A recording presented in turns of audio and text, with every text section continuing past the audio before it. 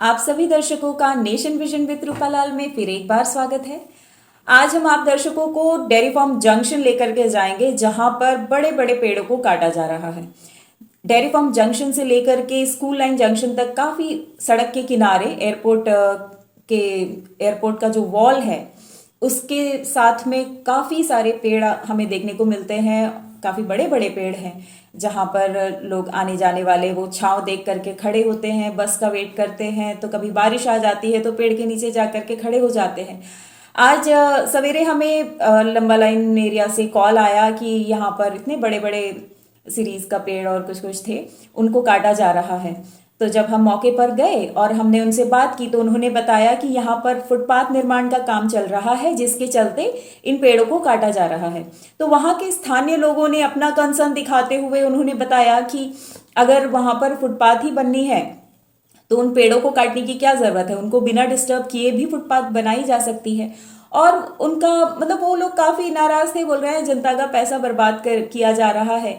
एक तरफ हर साल फॉरेस्ट डिपार्टमेंट की तरफ से वन महोत्सव मनाया जाता है जहां पर वो लोग कई सारे पेड़ पौधे लगाते हैं सड़क किनारे, और जब वो पेड़ पौधा बढ़ के एक वृक्ष बन जाता है तब उसे फिर स्मार्ट सिटी के नाम पर बोलिए या कुछ और बोलिए उसे काट दिया जाता है। तो ये कहाँ तक जायज़ है। तो हमारे साथ वहाँ के एक स्थानीय लोग जुड़े और उन्होंने क्या कहा हम आप दर्शकों के साथ साझा करते हैं, आप सुनिए। ये वार्ड नंबर 9 का अंतर्गत आता है। ये वार्ड डेयरी फार्म जंक्शन से लेकर आपका एयरपोर्ट का आगे उत्कोच गेट तक का ये वार्ड नंबर 9 में आता है। अभी मैं आपको सबसे पहले ये बताऊंगा, जो आप मेरे बैक साइड देख रहे हो वो फुटपाथ कंस्ट्रक्ट हो रहा है वहाँ पे।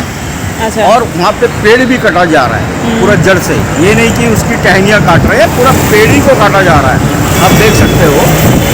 मेरा कहना ये है एडमिनिस्ट्रेशन से, क्योंकि ये जैसा कि एपीडब्ल्यूडी के अंदर में आता है, मैं एपीडब्ल्यूडी से भी पूछना चाहूँगा ये चीज़ कि ये आप एक तरफ स्मार्ट सिटी बोलते हो, दूसरी तरफ आपने कभी अंडमान निकोबार आइलैंड का प्लान किया ही नहीं है कि कौन चीज़ कब और कैसा बनना चाहिए। आप पेड़ काट रहे हो, पेड़ काट के आप फुटपाथ बना रहे हो। ये एंटायर ये डेयरी फार्म जंक्शन से लेके एयरपोर्ट तक मैडम, तो जो हमारी लेफ्ट साइड है यहाँ पे कोई भी घर नहीं है और ना ही कोई आदमी वहाँ पे पैदल चलता है। ठीक है, वहाँ पे गाड़ी पार्किंग रहती थी और कुछ नहीं इसके अलावा। और जैसा पेड़ वगैरह थी तो इससे क्या, जब धूपकाल होती थी तो लोग छाया की वजह से आ जाते थे, अंदर नीचे बैठ जाते थे, और बारिश भी होती थी तो बच जाते थे। मैं ये सीधी सादी सवाल करता हूँ हमारे ऑनरेबल लेफ्टिनेंट गवर्नर जी और चीफ सेक्रेटरी साहब से कि एक काम करिए ना, वन महोत्सव ये बनाना बंद कर दीजिए। आप एक तरफ प्लांटेशन दिवस वन महोत्सव बनाते हो, आके आप वो दिवस के दिन में आके आप प्लांट लगाते हो। वो प्लांट आप ही का लगा हुआ है, फॉरेस्ट डिपार्टमेंट का। तो जब प्लांट बड़ा हुआ, ये सब अशोका ट्री थी, बड़ा हुआ तो आप उनको काट दिए। ये क्या हुई बात, मतलब फंड इतना आता है, आप लोग उसका सही तरीक़े से यूज़ नहीं कर रहे हो और दुरुपयोग कर रहे हो। आप ऐसे ही हमारे सुनामी आने के बाद में टोटली इन्वायरमेंट डिस्टर्ब था, प्लेट हटी हुई है, अर्थ कटिंग कटना मना था, पेड़ काटना मना है, फिर आप लोग ये क्या कर रहे हैं। मैं हमारे चीफ सेक्रेटरी साहब से और अजीत साहब से ये पूछना चाहूँगा, जब ये स्मार्ट सिटी आप बोल रहे हो, आप कोई भी प्री प्लान आपका है ही नहीं यहाँ पे। एक तरफ आप पेड़ काट रहे हो, आप बिना काटे भी अगर चाहते तो फुटपाथ बना सकते थे। जैसा कि आप देखिए एयरपोर्ट का एंट्रेंस गेट के दूसरी तरफ आप जाइए, वहाँ पे आपको पेड़ भी मिलेगी और जो पार्किंग प्लेस है वो बनी हुई है, मतलब कोई डिस्टर्ब नहीं हुआ। फिर क्यों इस एरिया में ऐसा पेड़ को काटा जा रहा है। ये बहुत बड़ा स्पेस है, क्योंकि मैं आपको जैसा पहले भी बोल चुका हूँ, यहाँ पे कोई लोग पैदल नहीं चलते हैं। तो अगर आप पार्किंग इधर पे बना देते तो कितनी गाड़ियों को यहाँ पे खड़ा होने की जगह मिल जाती। जैसा आपका सामने विवेकानंद स्कूल है, वो पार्किंग का हो जाता है। यहाँ पे छोटी छोटी शॉप्स है, उनका स्टाफ्स को गाड़ी रखने के लिए काम हो जाती है।